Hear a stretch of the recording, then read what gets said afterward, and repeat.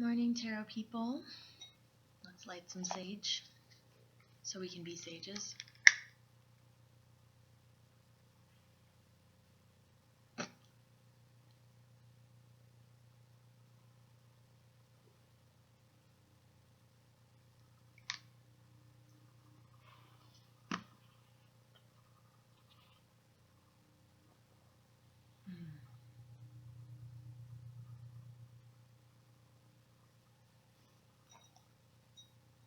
First off, I want to thank everybody who has continually showed me love and been a subscriber to my channel.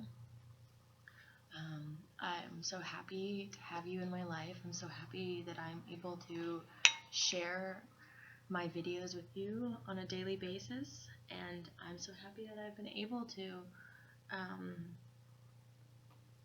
continually, be motivated to do this, because it's one of the first things I really was motivated to continually do.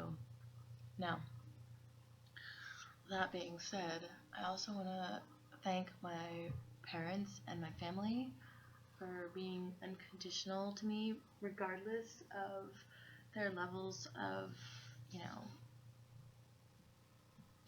understanding of me and my sanity, or somewhat lack of.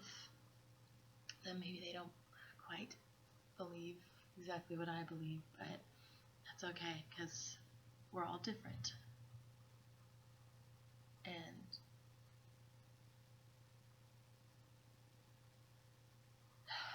now I want to talk about sanity and insanity. Now,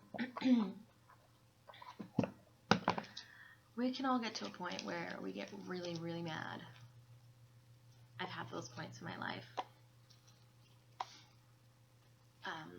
They're not pretty. But sometimes I think that they're necessary. I think that something needs to break inside of us all. I think that to a point, and I've been discussing this with people, and maybe it was because I was working in a house yesterday that was a hoarder's house. And if you can imagine, and I'm not just talking about all the stuff, I'm talking about all the baggage emotionally and mentally that person has, that they cannot be bothered to clean up a space that they live in so badly that there are stacks piled high to the ceiling of stuff. There are multiple items of the same thing that they somehow still need to buy a new one.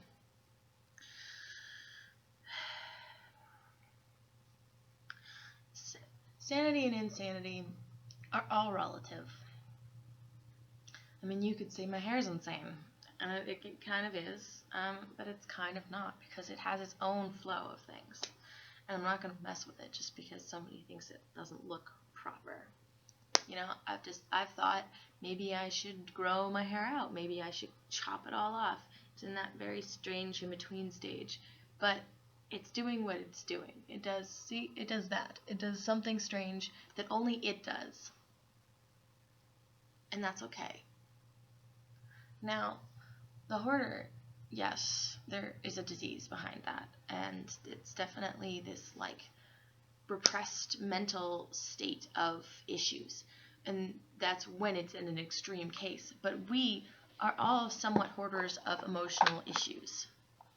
So that's why I believe that rage is important. I think that being able to express and expel the rage that you feel inside is actually healthy. Now, whether or not the person or the object or the space that it gets expelled at appreciates it, I mean, I don't know if a space could appreciate it, but, I guess depends on where you're at. Kind of looks like a bear vagina. We'll just pretend I didn't say that. It's like sometimes you can get pushed so far by a situation or a person that it just comes out.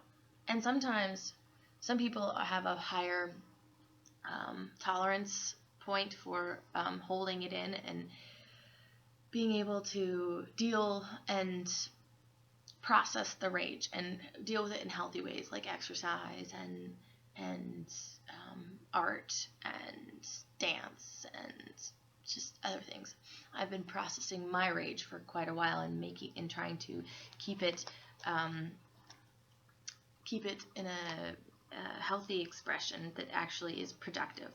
But recently, I had an unhealthy expression of rage at somebody. I mean, it felt great.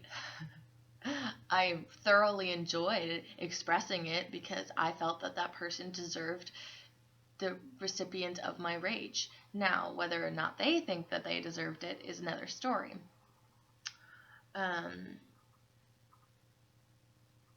But the thing is,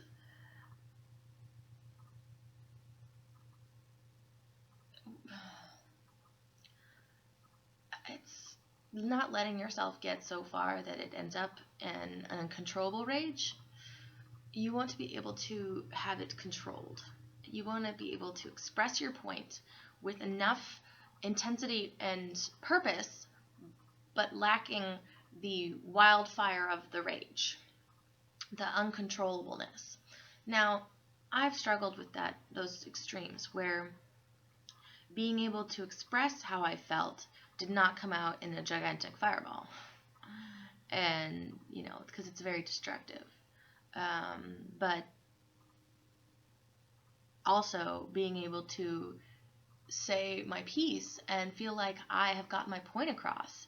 And I have been able to express how somebody has very much passed my boundaries, offended me, acted in a manner that was completely inappropriate, immature, and insolent, and and completely is not deserving of my time, attention, or any kind of amorous feelings that I might feel towards them. Now, you're thinking, why would you feel amorous feelings towards them? Well, sometimes you can't help feeling things towards people, especially when people have a tendency to use a very, what is the method called? It's a very, it's complex, but it's basically like, when somebody pretends that they have like more feelings for you than they actually do, and they shoot you this very mysterious glance. And I mean, I know I've done it before, and so I know kind of how it goes. It's a manipulation so that you continually have this person's attention, because they don't quite know if you have more or less, but as long as you kind of still have their attention or not, then you kind of have them on the hook. On the hook, a very technical term. It's very important to realize when somebody has you on a hook, because you got to cut that line, and sometimes it takes a great force to cut that line. All right. You are loved more than you consciously know. Share your insecurities with the one you love. You'll be surprised and reassured by their reaction. Love is all around you. Your love is like a burst of sunshine on a cloudy day. Your smile is imprinted in my heart. Your beauty reflected by the stars. Your essence is the air I breathe. It's interesting. I'm getting some loved ones. A loving thought triggers a loving response. Your love is felt and appreciated. An angel surrounds you. A sacred union is born, the union of twin souls with a threefold flame. Your spiritual awareness is growing, and so too is your sexuality. Sensuality is heightened, and this has a magical effect on the ones you love. The sacred union is reborn. Love is in the present moment. My love for you is like an ocean, forever longing for the shore. You are an eternal ocean of love. I close my eyes, and my heart is filled with a rose quartz light. It's interesting that I'm getting these ones for this I always thought that love was supposed to be romantic, wine-filled, amorous, and beautiful, something that you really enjoyed having in your life because it was, a pleasant, nice experience. And now, and as I further down this path of understanding how relationships are, I find that it's a lot more, a lot, a lot more sticky and not like that kind of sticky, but I mean it's this constant. I feel like this constant jabbing and a slight insanity. I honestly think that you have to be insane to be in love, because what other force would drive you to constantly be with somebody who was trying to reform and reshape you? I mean, when we find somebody that we want to be with, it's because they shake us to our core, and we want to, like, it makes us want to change in a certain sense. Like we feel compelled to have these arguments because we want to make them a better person and they want to make us a better person. But it requires changing, and usually we don't really react well to change, and it comes off in a very, very not so great manner. I mean, arguments, silent treatments, not being able to look someone in the face because you just are so irritated by their very presence because of that passionate kernel that drives that. It's complex and it's crazy, and it would be nice to be with someone and just be comfortable and be just able to have,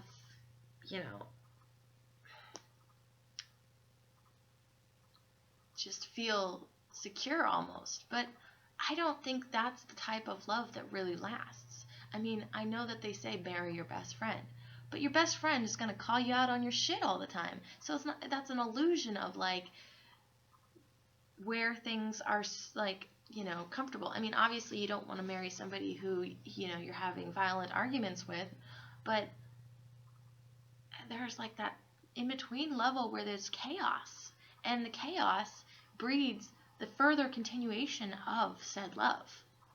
And in that chaos, we are all insane. I think I have avoided love because I was already insane from the insanity that I first experienced when I first experienced love, that was so chaotic that it tipped the scales so far for me that I had to figure out how to get back to just traditional, somewhat insanity. But, sane and insane are all social constructs. And I think we have a card that I talked about social constructs of sanity and thoughts and stuff like that for today. So that's, it's right on par with my my predictions. Okay, so let's get to the cards. We have the Five of Wands upright, we have the Nine of Swords reversed, we have the Eight of Wands upright, and we have the Devil in reverse.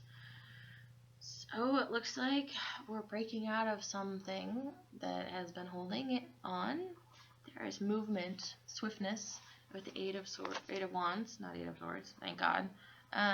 There's swiftness, and there's something that's finally moving forward and shifting and changing, and there's lots of stuff coming out and there's a little bit of anxiety with it, for sure.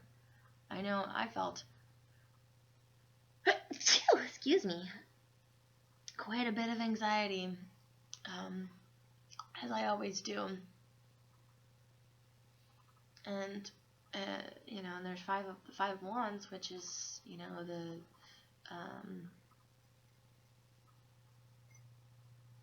interactions. I've also heard it described because in other decks it's shown as like people as tree branches, and they're all kind of fighting each other, and it's you know, it's definitely this this people making actions towards each other, and kind of you know, if you've ever been in a group setting, there's, you know, people interacting, and somebody's making a joke, and somebody's, you know, the leader of this temporary group, and somebody is like the B person, and somebody's the butt of the jokes, and well, that's usually me. I'm usually the weak one who everybody likes to pick on. Not anymore. So maybe there's some anxiety because there's some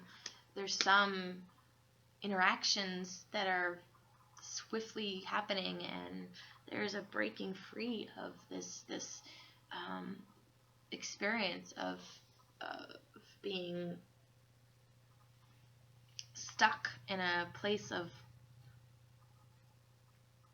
fear and indulgence. And I feel like we have the devil card for today, and that's so weird. It's like the energy is branching from today to tomorrow. So I think there's going to be some amazing things happening. I think this is a big weekend. I mean, we have the moon in Scorpio right now, which is very intense. I've been feeling it. My scorpionic side is like the Scorpion Queen is not pleased, and she can lash, or 50 lashes with her, you know, her riding crop that she uses on her human ponies. We have the Prince of Pentacles in reverse, 9 of Wands upright, 6 of Cups upright, and the 10 of Swords reversed for our punctuation marks. So there is definite ending of anxieties, because the 9 of Wands is like a lot of things all kind of piled on top. You know, it's like, but it's also, it's upright, so it's kind of all having your ducks in a row. So you're able to kind of have your ducks in a row in a sense where you know kind of where you've lined up all your wands, and you are dealing with each one, and you're able to just slowly, smoothly pull across and strike that chord, because you know, have made it past the devil, past the overindulgence, past the lust, past the possession by your demons. You've been possessed, and you have released the demons. I know I have. Gosh, there's something strange about like getting so upset over something, and then and then you kind of watch the demon fly away, and you're like, oh man, that was a big one. Holy shit. I'm wearing my bear suit today because I'm feeling very, very bare. Very bare. And then we have the Prince of Pentacles, which can be a card about confusion. It can be a card about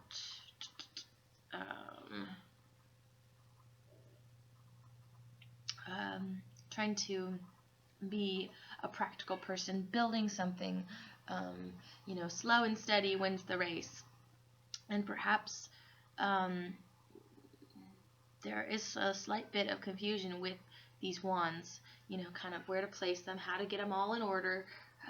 You gotta figure out your, you know, the logical order of each wand, that everything will kind of work out in its own sense. Because, I mean, we can have chaos or disorder, but it kind of has to be organized chaos.